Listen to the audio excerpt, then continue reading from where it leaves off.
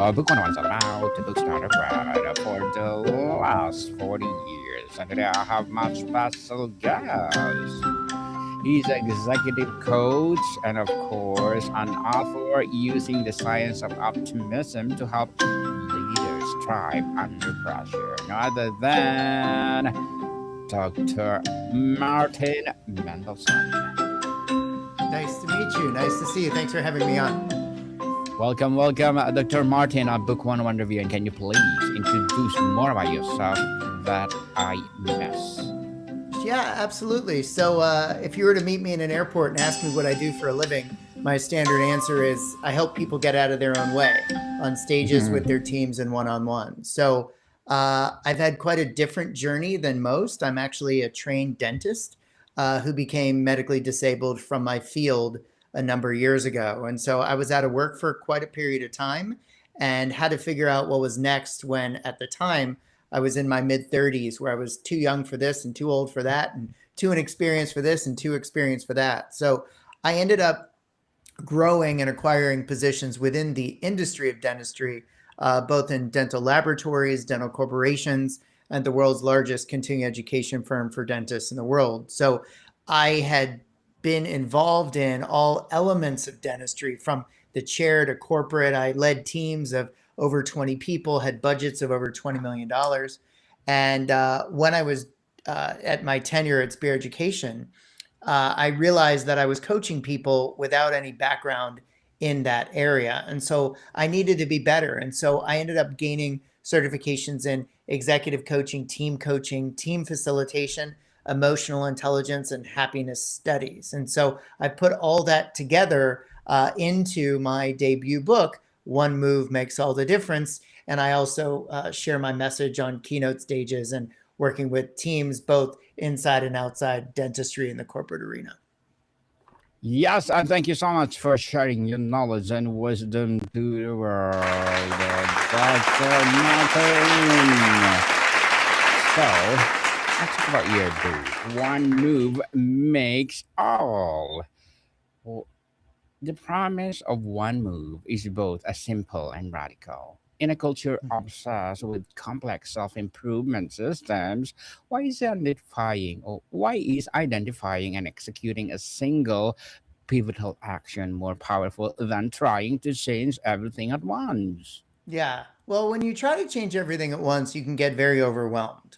And so making one move starts, as some people call a flywheel, both literally, figuratively, and in your brain to help bring your journey, your life, your goals forward. When I was or out of work, disabled for 17 months, there's a song by Heather Small that the chorus says, "What have you done today to make yourself feel proud?" And so that was the original impetus behind the idea of one move makes all the difference. And this is not a new concept. It was a best-selling book, Make Your Bed First Thing in the Morning. There's a lot of neuroscience behind doing that one thing, particularly in the morning, that starts a flywheel of progress, both not only in that day, but also in your life. And the truth is, as I write in my book, many of us suffer from what I call success amnesia, where we discount all the small little steps that got us to the big places.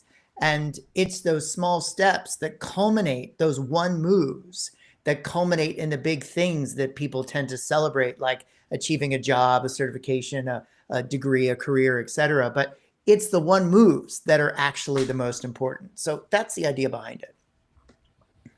Interesting, Dr. Martin. So, how do you help someone distinguish between a superficial to do and the true foundational one move that will create a domino effect in their life? What are the signs?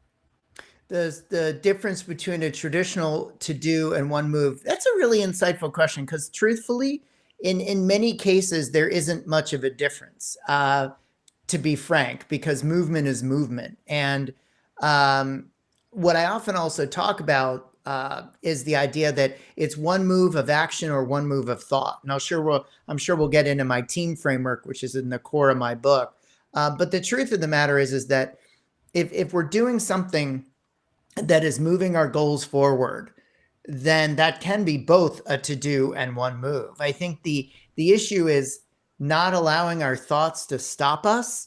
We talk a lot in our book and had been discussed in other books about imposter syndrome, feeling like, who am I to be doing X, Y, Z? Well, if you just end up taking that one move, that's when honestly things can really start to change, because it starts your progress from A to Z. So, Dr. Martin, the concept seems to combat overwhelm. Does the power come from the move itself or from the psychological shift of proving to oneself that meaningful change is possible with a single focus action? Yeah, I would say, so could you repeat that one more time, please? Yes. So the concept seems to combat overwhelm. Does the Mm-hmm. power come from the move itself or from Mm-hmm. the psychological shift of proving to oneself that meaningful Mm-hmm. change is possible with a single focus action? Got it. I love the question. It's a little bit of both. Let me explain.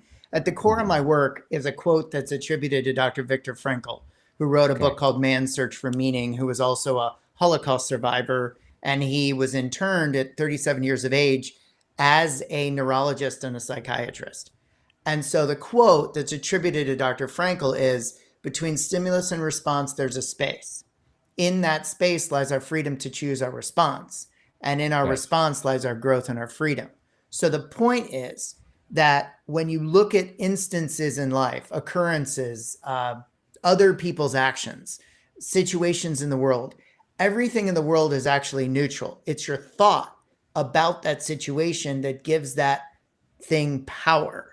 And so my team framework is about thoughts that drive emotions, that create actions, that manifest results. And so depending on the gravity and intensity of the stimulus, Yes. sometimes it's thoughts that stop us, sometimes it's knee-jerk emotions that stop us, sometimes it's knee-jerk actions that we do that aren't in the best interest of moving ourselves forward.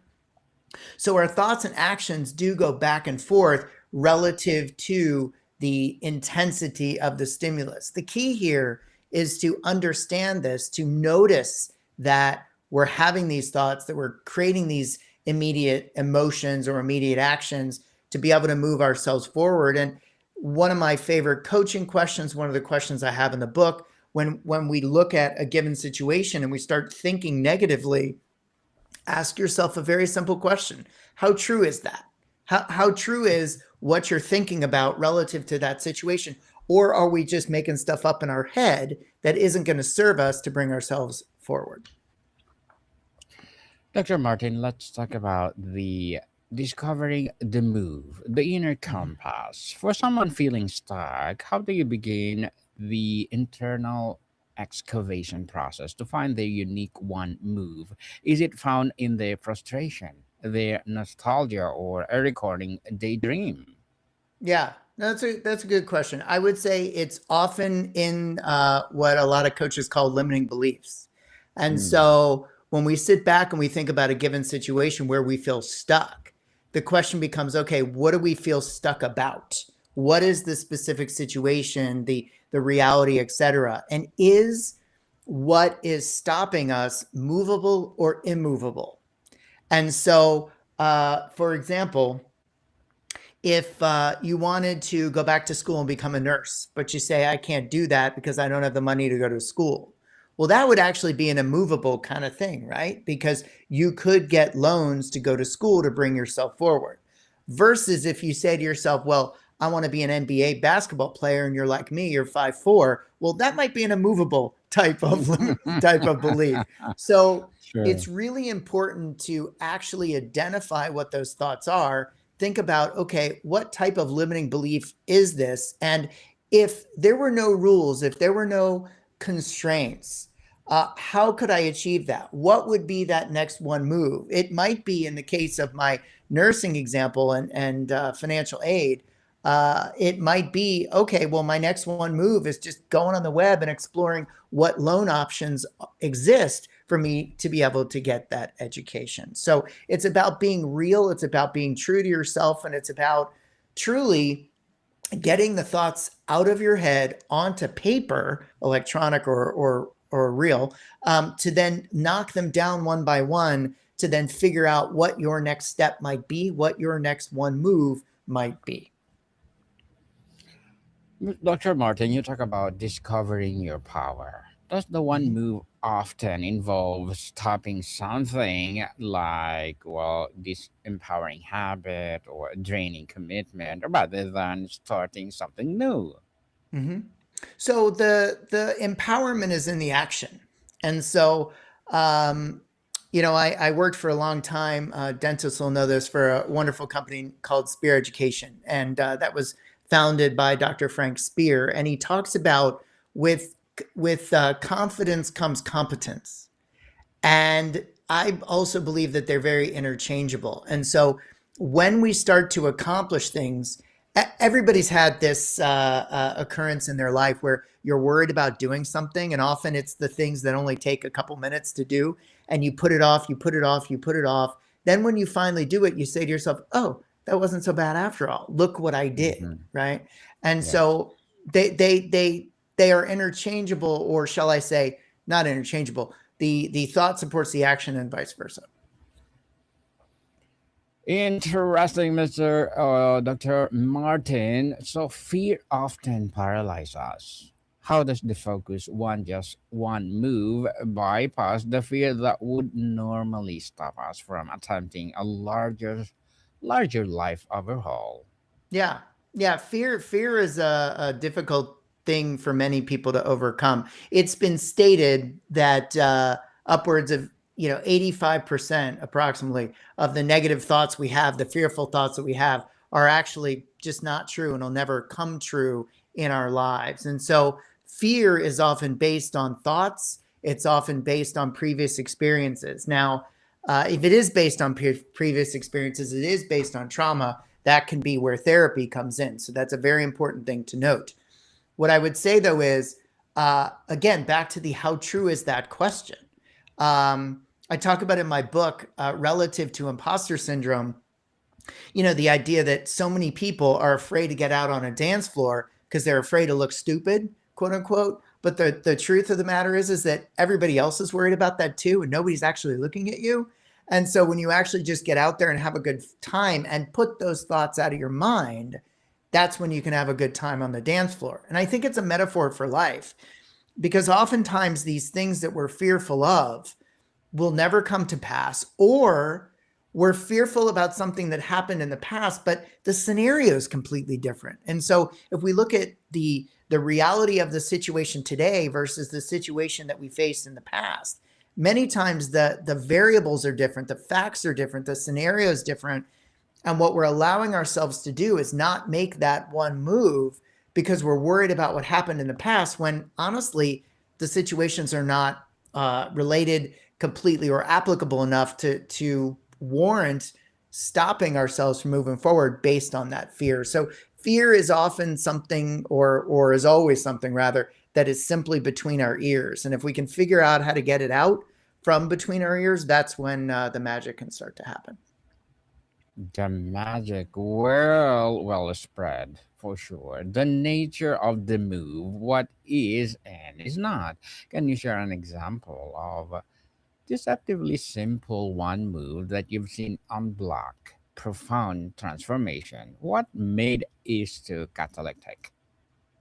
So when we talk about overwhelm and burnout, I think I'll get really tactical here for a moment. There's a really good book called um, uh, oh my gosh, David Allen, Getting Things Done. So the book is called Getting Things Done by David Allen.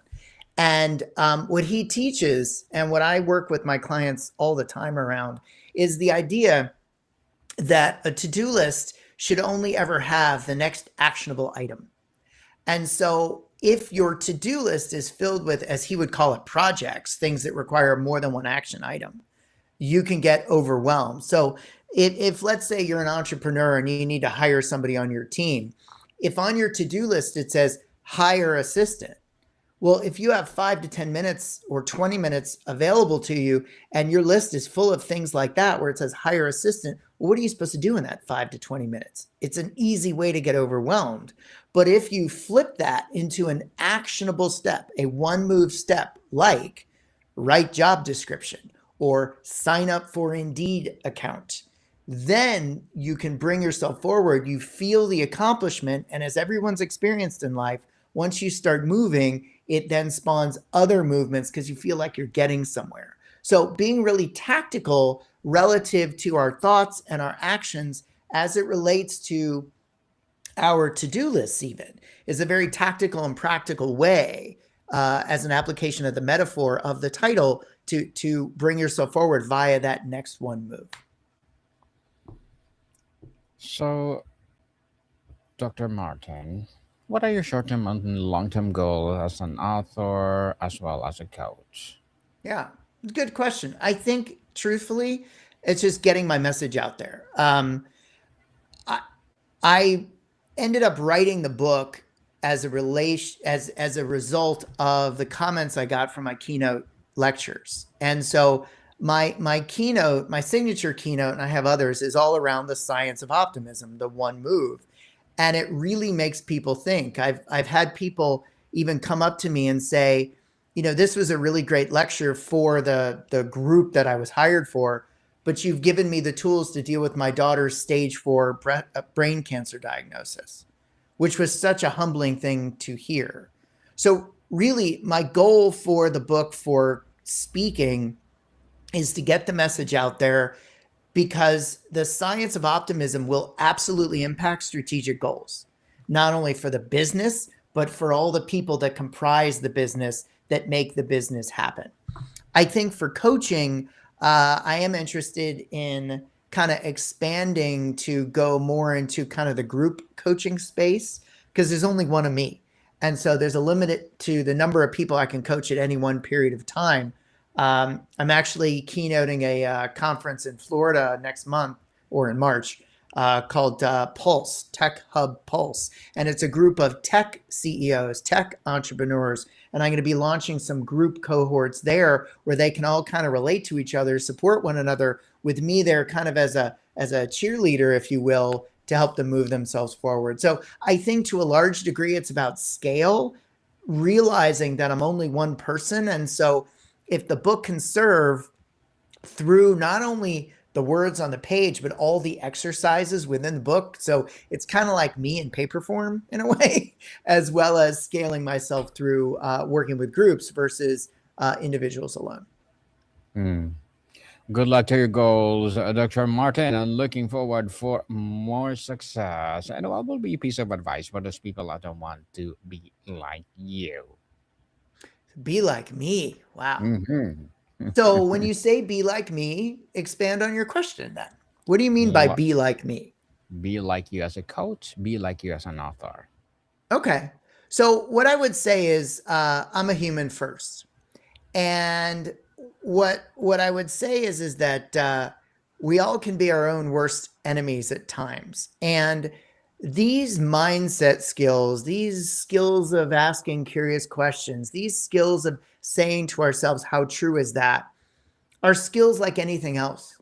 Whether it's a skill of a plumber, a dentist, a lawyer, a surgeon, skills are skills. And what we often do as humans is we give much more credit to skills that we view as tangible versus skills that we view as soft, i.e. these mindset and thought skills. And so it's been a hell of a journey getting to where I am today.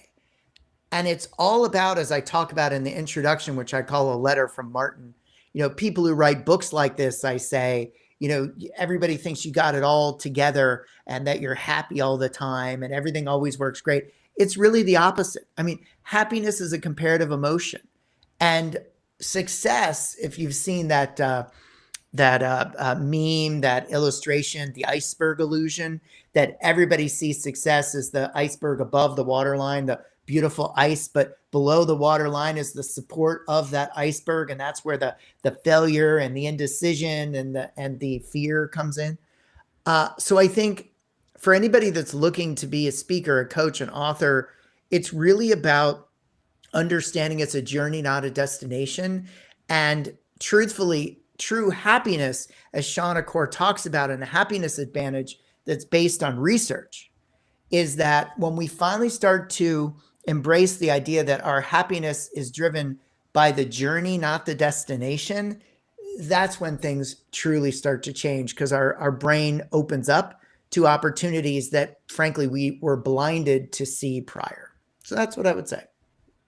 Thank you for the empowering advice, Mr. Martin. But before we wrap up our discussion for today, I'm inviting you to please do listen to my other podcast, people, because my abstract essay is already in sixth season, abstract poetry in third season, and my book 101 review in sixth season as well, comedy 101 third season, and my food 101 in sixth season too, geography 101, love letters, movie 101 review, music 101, our fifth season, Science 101, Sex 101 in its fourth season, Trivia 101, Law 101, Mental Health 101, Motivation 101, Entrepreneurship 101, and of course, my Bible Verses 101 are my baby podcasts. So please listen to them wherever you listen your podcast. So, Dr. Martin, for our listeners who feels steering but it's paralyzed by where to start, what is a gentle probing question they can ask themselves today to begin orienting toward the one move? I would say it is the exercise at the end of chapter 1 in my book. It's the classic wheel of life that was developed in the 1960s. And I talk about the origin and give the correct reference in the book. But the wheel of life is a visual representation of various areas in your life to understand where you might need balance based upon where things are going better versus not. So I think that's where I'd start. Yes, and thank you for that, Mr. Martin. Thank you so much for sharing your knowledge and wisdom to the world. So, can you please invite our listeners to support your book, your advocacy, your coaching, or whatever projects that you're doing right now? Sure. I mean, the book is available wherever books are sold internationally. And if you're looking to look into more detail around what I do, my website is just my name. It's martinmendelson.com, or you can find me on LinkedIn or Instagram. So if you look, you'll find me, I promise. Yes, people, less about Dr. Martin Mendelson, because if you support him, for sure, more and more empowering advocacy like this to rise. So to close on vision, Dr. Martin, if a person truly lives from the principle of the one move, consistently identifying and courageously executing the next pivotal action, what kind of life, legacy, and impact does inherently create? It creates a life of peace and a life of feeling good about the journey and good about the steps that you're taking. It will reduce stress and just cause you to have a much more even experience in life versus the roller coaster that so many of us tend to go on each and every day. Dr. Martin Mendelson, thank you so much for your time. Thank you very much for having me. What can people see you